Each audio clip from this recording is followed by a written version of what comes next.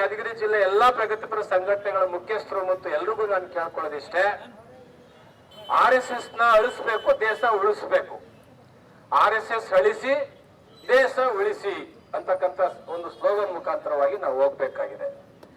ಇವತ್ತು ಈ ದೇಶದಲ್ಲಿ ಬಡತನ ಇದೆ, ಅಸ್ಪೃಶ್ಯತೆ ಇದೆ, ಅಸಮಾನತೆ ಇದೆ. 6 ನಿಮಿಷಕ್ಕೊಮ್ಮೆ ರೇಪ್ ನಡೀತಾ ಇದೆ, 6 ನಿಮಿಷಕ್ಕೊಮ್ಮೆ ಗುಡಿಸಲಿಕ್ಕೆ ಬೆಂಕಿ ಹಚ್ತಾ ಇದ್ದಾರೆ.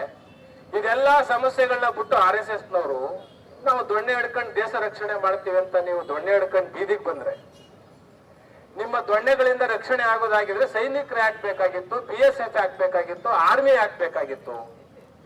ನಿಮ್ಮ ಡೋಂಗಿ ದೇಶಭಕ್ತಿಯನ್ನ ಬಿಟ್ಬಿಡ್ಬೇಕು. ನೀವು ನಿಜವಾದ ದೇಶಭಕ್ತರೇ ಆಗಿದ್ರೆ ಈಗಾಗಲೇ ಸೂಯಸ್ನಲ್ಲ ಸುಪ್ರೀಂ ಕೋರ್ಟ್ ಜಡ್ಜ್ ಮೇಲೆ ಅವನ ಮೇಲೆ ಆಕ್ಷನ್ ತಗೊಳ್ಳಿ ಅಂತ ಬೀದಿಗೆ ಬರ್ಬೇಕಾಗಿತ್ತು. ಈ ದೇಶದಲ್ಲಿ ಹಲವಾರು ಸಮಸ್ಯೆಗಳಿದೆ, ಆ ಸಮಸ್ಯೆ ಎತ್ಕೊಂಡು ಬೀದಿಗೆ ಬರ್ಬೇಕಾಗಿತ್ತು. ಕರ್ನಾಟಕದಲ್ಲಿ ಎಷ್ಟು ರೇಪ್ ಆಗಿಲ್ಲ, ಆ ರೇಪ್ ಬಗ್ಗೆ ನೀವು ಒಬ್ಬರಾದ್ರೂ ಧ್ವನಿ ಎತ್ತಿದ್ದೀರಾ? ನೀವ್ ಯಾವ ದೇಶಭಕ್ತರು, ಯಾವ ದೇಶ ಪ್ರೇಮಿಗಳು?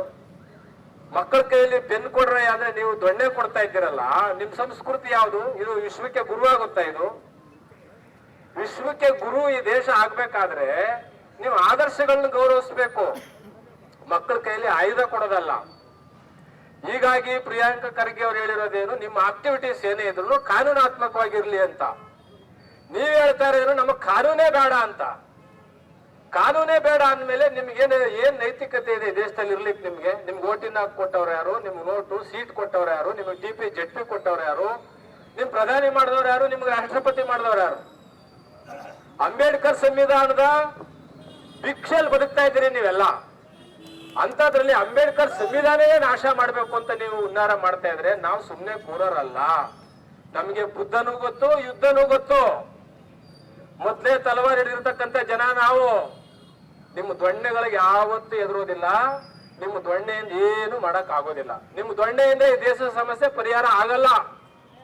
ಈ ದೇಶದ ಸಮಸ್ಯೆ ಪರಿಹಾರ ಆಗೋದು ಸಂವಿಧಾನದಿಂದ, ಬಾಬಾ ಸಾಹೇಬ್ ಅಂಬೇಡ್ಕರ್ ಸಂವಿಧಾನದಿಂದ ಪರಿಹಾರ ಆಗುತ್ತೆ.